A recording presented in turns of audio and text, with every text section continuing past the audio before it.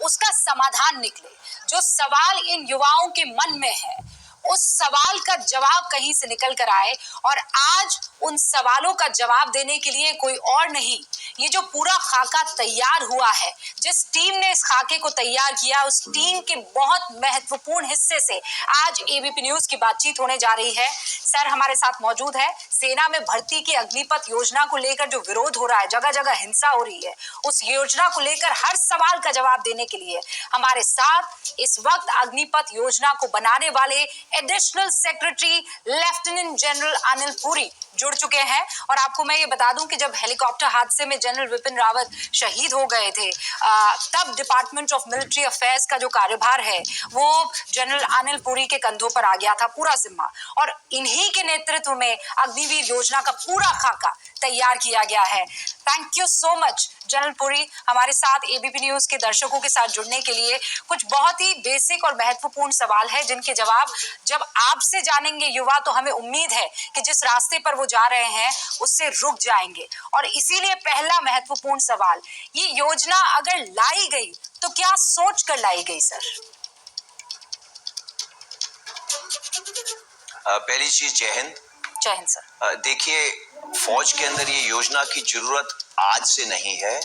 ये जब कारगिल का युद्ध हुआ उस टाइम कारगिल रिव्यू कमेटी ने बोला कि हमारे देश के अंदर जो सेना है जिसका बहुत महत्वपूर्ण सहयोग है देश के बॉर्डर को शांत रखने का, और आपको मालूम है हमारे दोनों साइड में कैसे मित्र हैं हमारे, इसकी आयु कम करनी है। हमारी एवरेज एज आज 32 साल है। हमें हुक्म मिला था इसको 26 साल करने के लिए। 26 साल 22 साल तो वैसे निकल गए। तो अब ये स्कीम सिर्फ इस मुद्दे से लाई है, इसको यूथफुल बनाया जाए। यूथफुल इसलिए सो दैट हमारे नौजवान इसमें आ सके। हमारे देश, आपको मालूम है 2030 के अंदर 50% लोग 25 साल की आयु से कम होंगे। ये जो हमारा एक इतना बड़ा डेमोग्राफिक डिविडेंड है, हमारी भारतीय सेना, इसका रिफ्लेक्शन होना चाहिए। पहली चीज इसलिए। दूसरी चीज, हमारे से पहले वाली जो पीढ़ी थी वो टेक्नोलॉजी में इतनी अडेप्ट नहीं थी, हम भी उतने अडेप्ट नहीं है। जो अगली पीढ़ी आएगी वो हमसे कई कदम आगे होगी।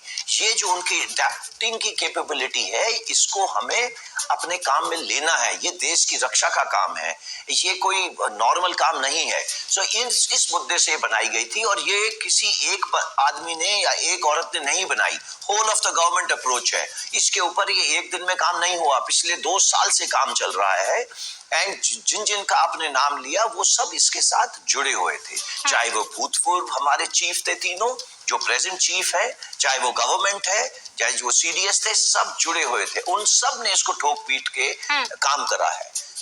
जो आगे और कुछ नहीं तो मैं आगे बोल रही। जनरल पुरी, आपने ये कहा कि ये सेना को यंग बनाना है, एक यंग ब्लड की आवश्यकता है, जो एवरेज एज है उससे कम करना था। लेकिन क्या यही योजना है जो फायदेमंद साबित हो सकती है? और अगर हाँ तो कैसे? अगर आप उसकी निटिग्रिटी समझा पाए तो। ओके, हाँ जी, देखिए, पहली चीज मैंने आपको बताया 32 साल से हम 26 साल लाना चाहते हैं। हमने शुरुआत करी कि 17.5 साल से 21 साल की ये एज होनी चाहिए जिनको हम अंदर इसमें भर्ती करेंगे। बट युवाओं की पीड़ा को समझा गया और परसों इसकी उम्र 21 साल से 23 साल करी गई। क्यों? बिकॉज देश युवा के साथ जुड़ा हुआ है। ये युवा भविष्य है हमारे देश का, सेना का उससे ज्यादा भविष्य है, और हमारा जोड़ युवा के साथ कहीं ज्यादा लगा हुआ है। जैसे अम्बिलिकल कॉर्ड एक अपने माँ और बेटे के साथ होती है। कमिंग टू ये हमने क्यों करा और इससे हमारे को फायदे क्या होंगे। पहली चीज, ये उम्र बदली करी गई। अभी देखिए, ये जो 25% लोग हमारे साथ रहेंगे वो तो हम उनके साथ पूरी उनकी ट्रेनिंग कर लेंगे, सब कुछ उनका हो जाएगा। बट जो 75% लोग जिसकी वजह से लोग आज बाहर हैं, उनका क्या होगा? ये सबसे बड़ा मुद्दा खड़ा हुआ है। देखिए, पहली चीज वो देश की ताकत है।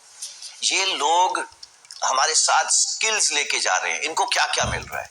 पहले बात करते हैं स्किल मतलब डिसिप्लिन को। पूरे देश में कोई ऐसी संस्था नहीं है जो डिसिप्लिन भर के ऐसा भर देती, मतलब ऐसा अंदर डाल देती है कि अगर वो भूतपूर्व सैनिक हो या वो अग्निवीर होगा वो अलग दिखेगा, उसका रिज्यूमे यूनिक होगा, उसको लेने वाले लोग बहुत होंगे। इन लोगों को अपने, ये जो युवा हैं, उनको अपने ऊपर इतनी हौसला अफजाई नहीं है कि उनका जो रिज्यूमे हमारे से निकलने के बाद होगा वो कितना भिन्न होगा, कितना महत्वपूर्ण रहेगा। वो क्यों? नंबर एक, डिसिप्लिन। डिसिप्लिन कोई एकेडमी, कोई कोचिंग संस्था नहीं सिखा सकती। दूसरा, जो 10वीं क्लास वाले लोग आएंगे हमारे पास, हम उनको 12वीं क्लास का सर्टिफिकेट देंगे। कैसे देंगे?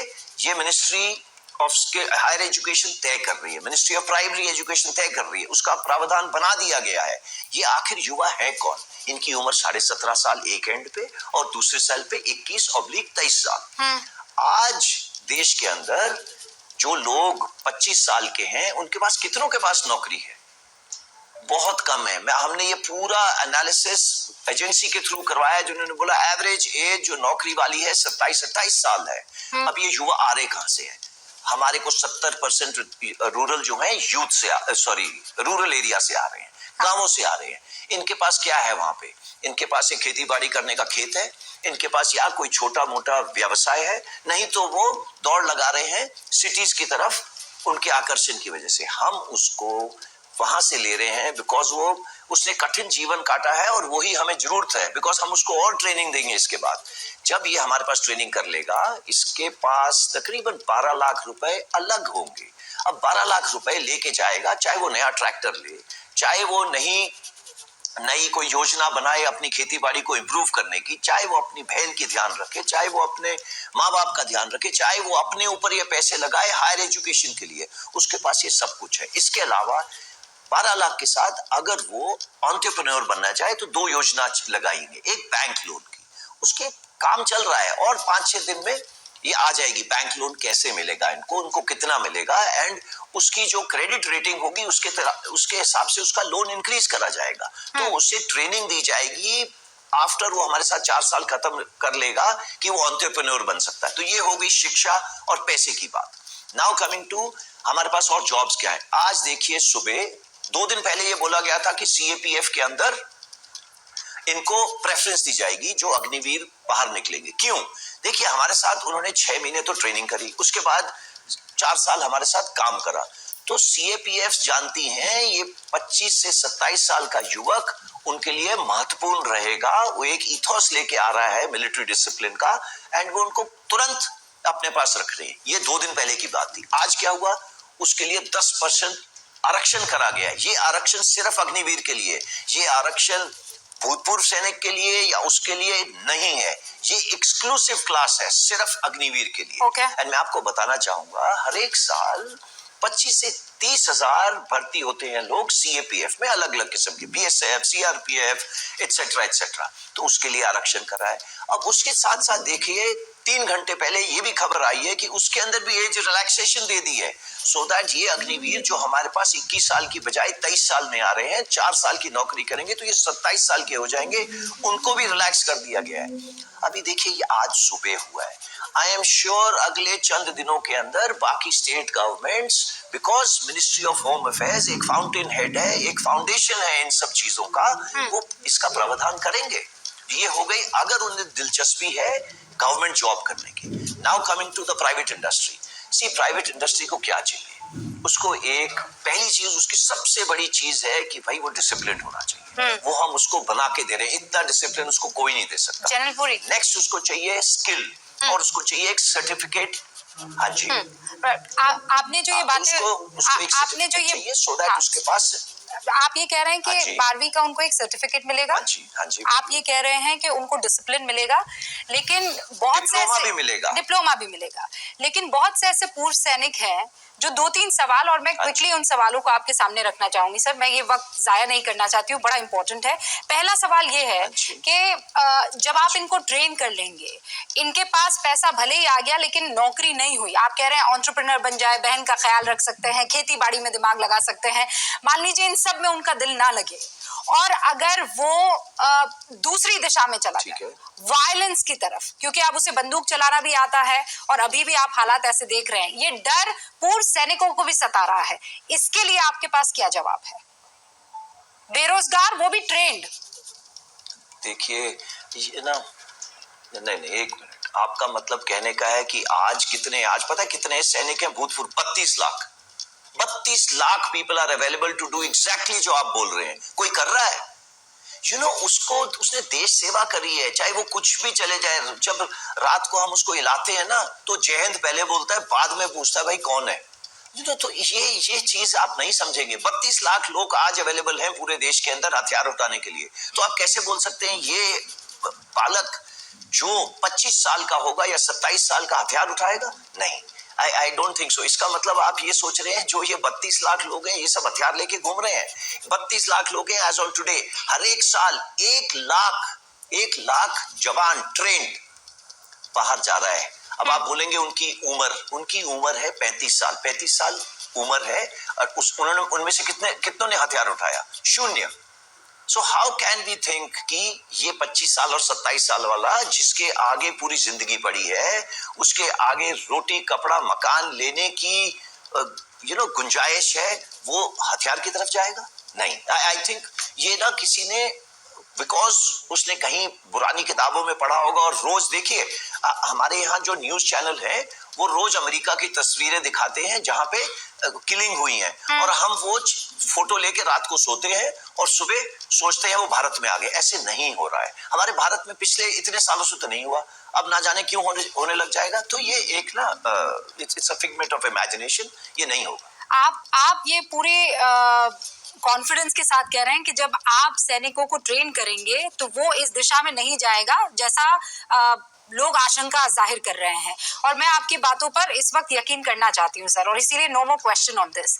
लेकिन अगला सवाल ये जहन में आता है कि कोई भी सैनिक जो है वो नाम नमक और निशान ये महत्वपूर्ण होते हैं सर। मेरी जुबान से वो छोटे लगेंगे, आपने तो उसे जिया है, लेकिन ये जो 4 साल है वो बहुत कम होते हैं वो जज्बा पैदा करने के लिए। और ये जब मैं कह रही हूं तो एक पूर्व सैनिक की लिखी कुछ बातों से निकाल कर पूछ रही हूँ, क्या ये 4 साल कम नहीं है?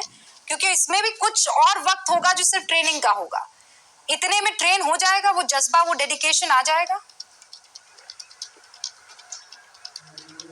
अच्छा देखिए, पहली चीज मैं ये बताना हूँ कि ये जुनून जज्बा जो है ये हर एक में है, आप में भी है, मेरे में भी है। बट जो 25 साल से नीचे है उसमें ये जुनून जज्बात ये सब ज्यादा है। देखिए हमारी फौज के अंदर कोई इनको ना सारे जुनून जज्बे को इकट्ठे करके नहीं भेज देते। हर एक जोश के पीछे 1.3 होश वाले लोग बैठे हैं। दैट इज द क्या कहते हैं जो डिस्पैरिटी या द इक्वेशन जो यूथ है और एक्सपीरियंस है। तो यूथ एंड एक्सपीरियंस आज भी मौजूद है। आज क्या है, एक के ऊपर 1.28।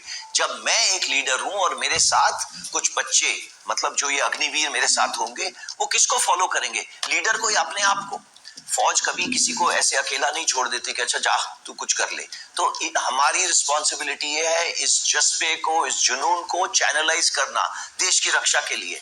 इसी काम के लिए हमें को तनख्वाह मिलती है, इसी काम के लिए हमको ट्रेनिंग करा जाता है। मुझे समझ नहीं आता कि ये जो अग्निवीर हैं ये अपने आप कुछ दिशा में चल पाएंगे। अगर उन्होंने कल जोखिम लेना है, लीडर उनके साथ है। अगर उन्हें कुछ काम करना है, लीडर उनके साथ है। ऐसे नहीं है। अब क्या होगा, ये जो जब नाम नमक निशान की बात कर रहे हैं, नाम नमक निशान या तो आपके पास है या नहीं है। इट इज लाइक मैं आज सत्य बोलता हूं या नहीं बोलता हूं। ये कोई वो नहीं है कि 90 डिग्री सत्य बोलता हूं, 20 डिग्री सत्य बोलता हूं। सत्य आपके पास है, ये आपकी पैदाइशी चीज है जो आपके माँ बाप ने और आपके शिक्षा वालों ने दी है। नाम नमक निशान हम देंगे। वो हम कैसे देंगे? ये 4 साल का टाइम बहुत है। और उसको लीडर वो जब देखता है ना कि उसके आगे आने वाले उनके ऊपर कौन बैठा है, बिपिन रावत बैठा है या सैम मानेकशॉ बैठा है या जो अशोक चक्रा विनर है वो बैठा है या नॉर्मल सैनिक बैठा है जिसने 5-6 जगह के ऊपर मुठभेड़ में पार्ट लिया है, वो जज्बा जुनून पैदा करता है। एंड ये हमारी सेना में भरपूर है। इसमें कोई कमी नहीं है। चाहे वो कमराडरी हो, चाहे वो टीम बिल्डिंग हो, ये सब उनको सीख जाएगा। जनरल पुरी, ये जब बच्चे सड़कों पर निकले, युवा जब हंगामा कर रहे थे, ट्रेनों को आग लगा रहे थे, तो हमारे रिपोर्टर्स एबीपी न्यूज के वहां उनके बीच में मौजूद थे। तो जब उनसे ये सवाल पूछा गया कि ये क्यों पसंद नहीं आ रहा है, तो उनमें से बहुतों ने ये कहा कि मैं 8 साल की ट्रेनिंग के बाद क्या सिर्फ 4 साल के लिए जाऊंगा सेना में? ये कैसे कोई मेरे साथ इतना अत्याचार कर सकता है कि मैंने जिंदगी के 8 साल दिए और वो मुझे सिर्फ 4 साल देंगे? इसका क्या जवाब होगा? अच्छा, मेरे को एक बात बताइए, हमारे पास इतने सारे मेडिकल कॉलेज हैं देश में, तो यहाँ पे तो हम मेडिसिन करवा नहीं पाए। हम यूक्रेन रशिया में भेजते रहे अपने बच्चों को। मैं मात्रा भी नहीं बताना चाहूंगा कितने करोड़ उन्होंने खर्च करे। वो वापस आए देश के अंदर, हम उनसे दोबारा एग्जाम ले रहे हैं, उनको भी नहीं पता कि उनको कल नौकरी मिलेगी। वो हमें मंजूर है। नंबर 2, 14 जून को 10 लाख जॉब्स का ऐलान हुआ। हम तो सिर्फ 50,000 जॉब्स का ऐलान कर रहे हैं। मुझे समझ नहीं आता वहां क्यों नहीं जाना चाहते। वो गवर्नमेंट जॉब्स ही हैं, ये जो 10 लाख हमारे सेंट्रल गवर्नमेंट ने ऐलान करी है। नाउ कमिंग टू 8 साल नौकरी।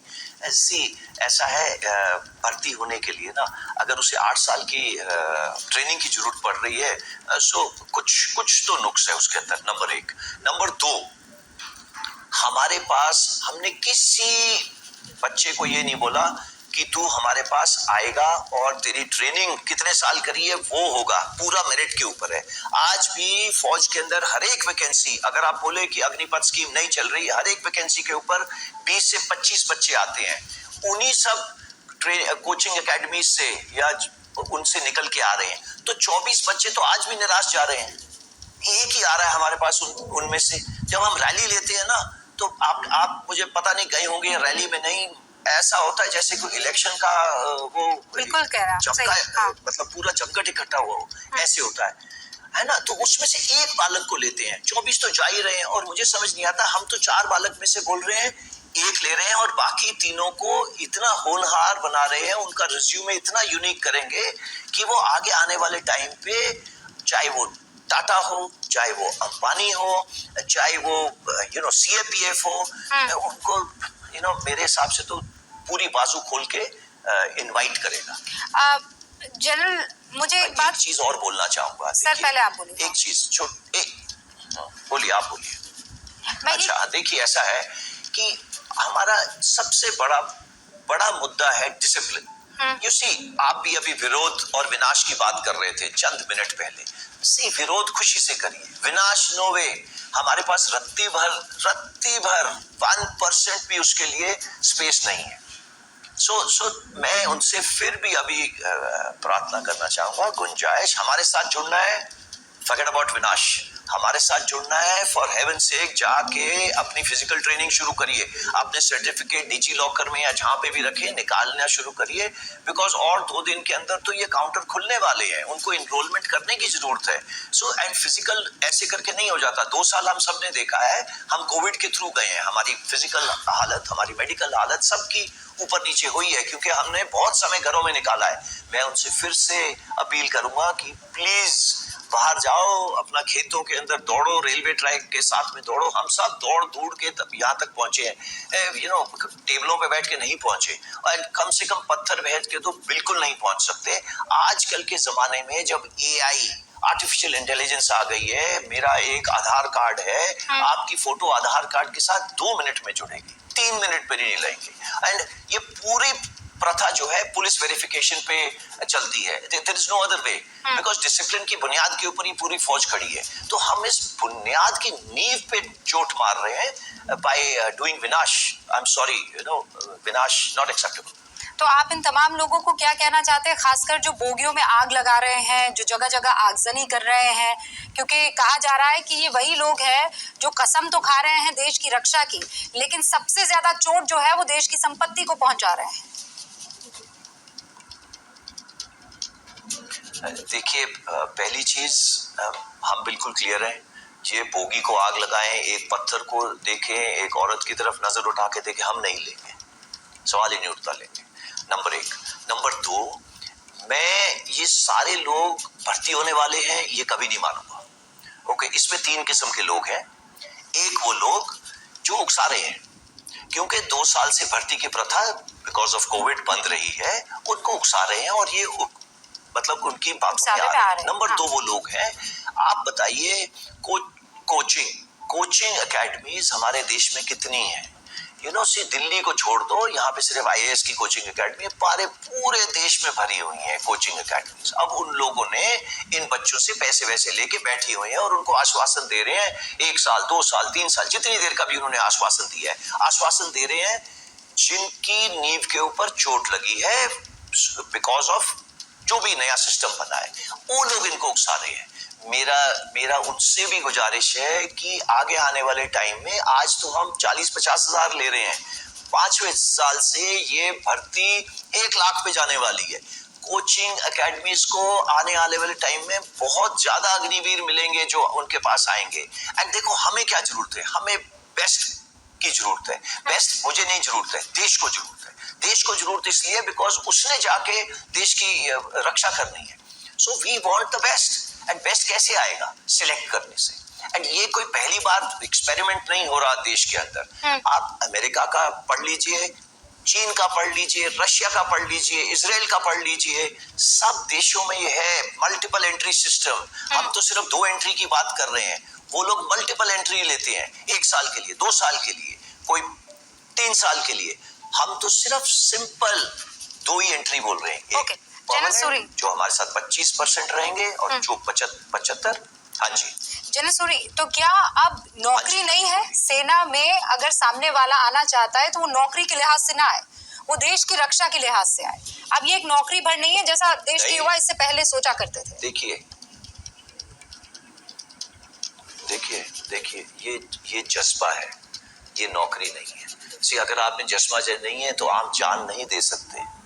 सी दैट जज्बा हैज टू बी देयर। इसीलिए हमको यूथ चाहिए, जुनून, जज्बा, इसके एंड बाकी काम हम करवा लेंगे। एक कैसा भी आप आदमी भेज दीजिए हमारे पास या औरत भेज दीजिए तो टेढ़ा है, ऐसा है, वैसा है, बाल लंबे हैं, वैसे खड़े होता है, हम सबको सीधा कर लेंगे। हम उसको जो काम करना है देश के लिए वो करवा लेंगे।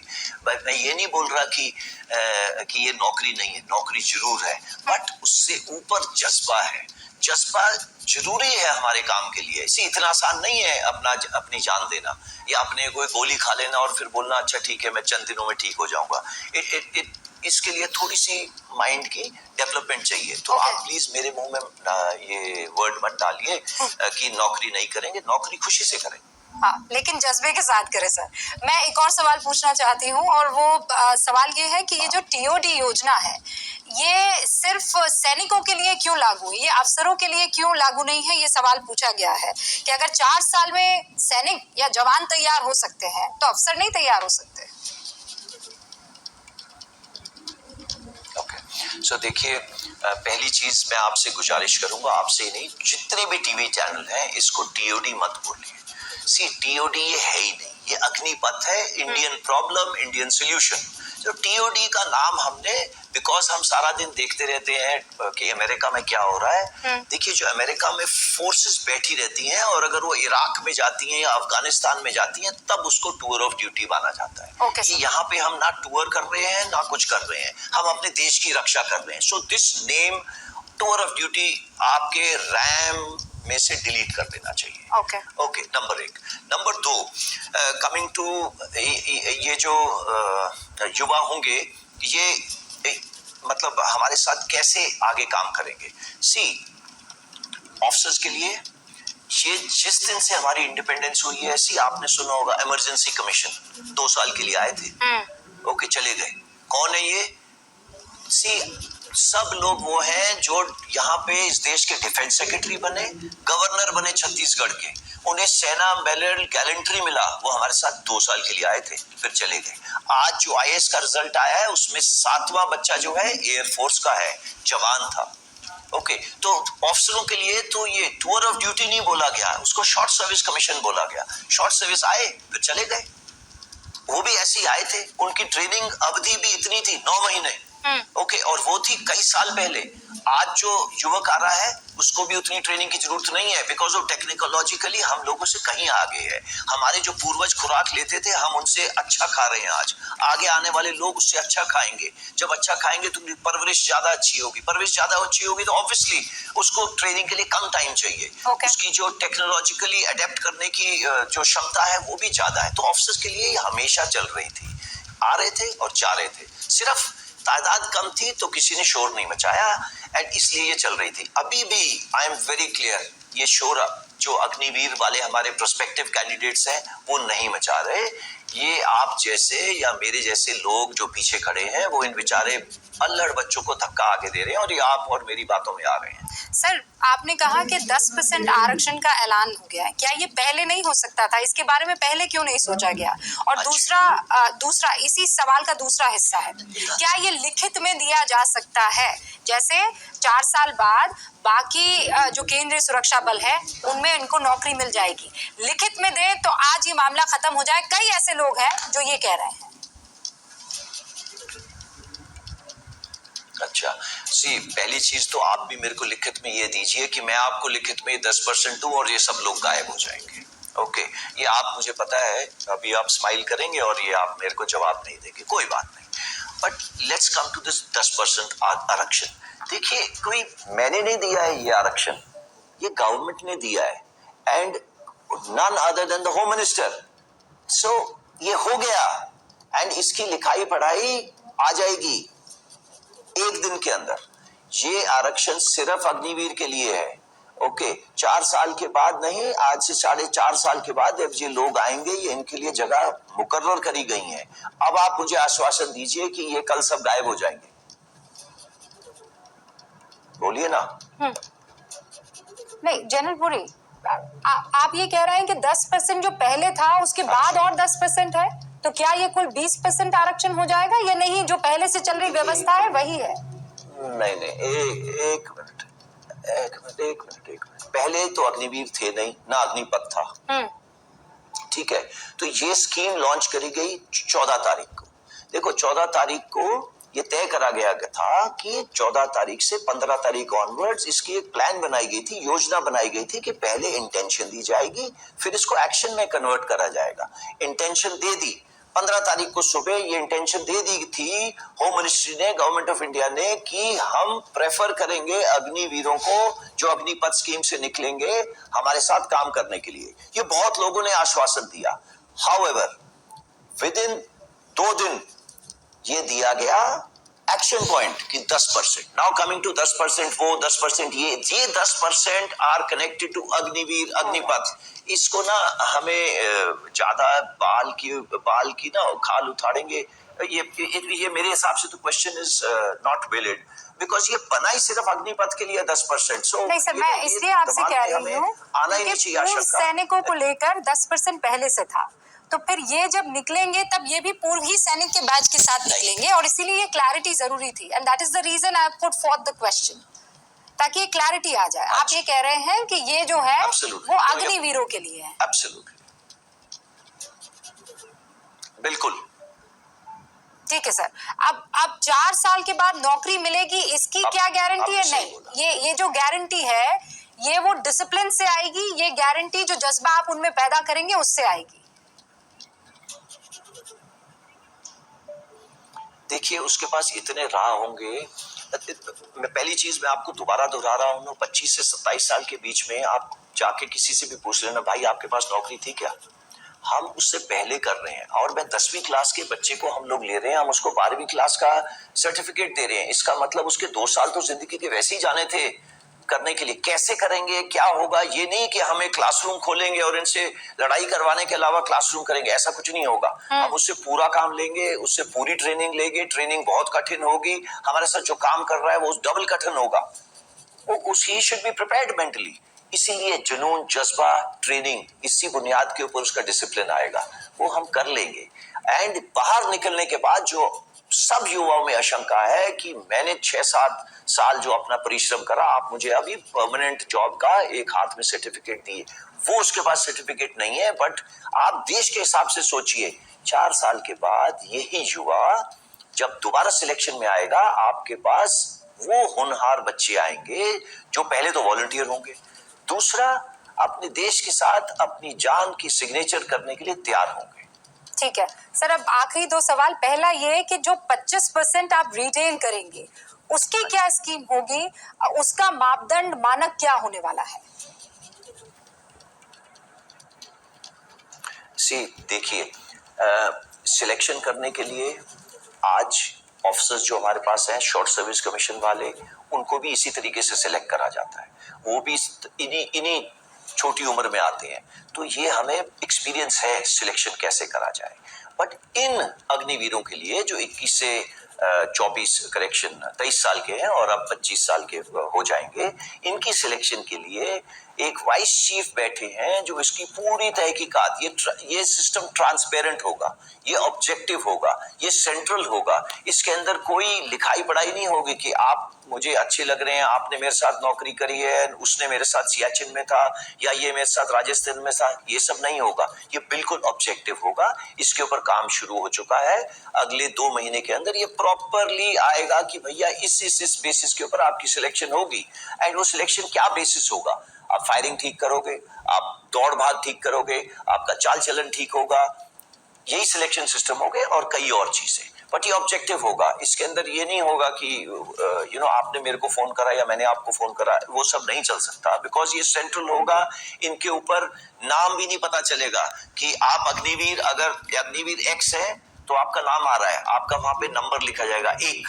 तो जब सेंट्रल सिस्टम बताएगा, यही बताएगा 1, 27, 24, 110, वो रोल नंबर आएंगे और उनको बता दिया जाएगा। सर एक और सवाल है, और दूसरा सवाल आपका। हाँ, दूसरा तो मैं सर 2 और सवाल जोड़ने वाली हूँ, क्योंकि आप जिस तरीके से बातें रख रहे हैं इस वक्त देश आपको सुन रहा है।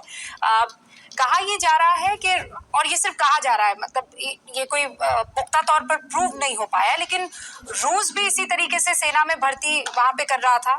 ऐसी स्कीम युवाओं में वो जज्बा और जोश नहीं पैदा कर पाई, और इसीलिए यूक्रेन में रूस की सेना को दिक्कत हो रही है। मतलब अब ये जो तिया पाचा हो रहा है, इस पर आपका क्या जवाब होगा? मेरे को एक बात बताओ, पहले तो भारत के युवा को आप रूस के युवा के साथ कंपेयर करके पहले तो उन्हें गाली खुद ही दे रहे हैं। प्लीज उनको मत धिक्कारिए, नंबर 1। नंबर 2, जो रूस ने ट्रेनिंग करी, उन्होंने उनको रखा एक लेवल नीचे। उन्होंने कंधा से कंधा लगा के नहीं बोला उसको। उसने बोला भाई आप 2 साल के लिए आ रहे हो और फिर चले जाना। ओके, सो इसकी कंपैरिजन मत करो। एंड रूस की आप स्टडी करना, उनकी उम्र क्या है एवरेज। ओके, हमारी एवरेज 25 साल, 50% लोग उससे नीचे होंगे। आप रूस की देखिए क्या है एवरेज एज। सो जुनून जज्बा कैप्चर करने की जरूरत है। उधर जुनून जज्बा है नहीं है, ऐसे वर्ड्स भी उनको आते हैं नहीं आते हैं। सो मेरे हिसाब से जो इंडियन प्रॉब्लम है, इंडियन जुनून है, इंडियन जज्बा है, इंडियन देशभक्ति है, वो कैप्चर नहीं कर सकते। और आपको एक चीज और मालूम होनी चाहिए, रूस वो रूस नहीं है जो 25 साल पहले था।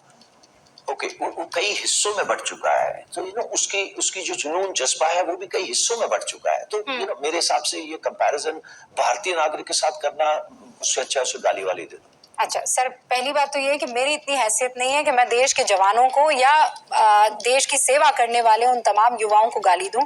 ये एक सवाल था, और आज चूंकि मुझे मौका मिला है कि हर किस्म का सवाल आपके सामने रखूं, तो वो सवाल मैंने रखा है, क्योंकि जहन में तमाम तरीके के सवाल आ रहे हैं और वो फिर आगजनी में तब्दील हो जाते हैं, आक्रोश में। अब एक सवाल ये आ रहा है सर कि मैं एक महिला हूँ, और तमाम वो महिलाएं जो आने वाले टाइम में देश की सेवा करना चाहती हैं, वो ये सवाल आपसे पूछना चाहेंगी, क्या औरतें भी, महिलाएं भी इसमें शामिल होंगी?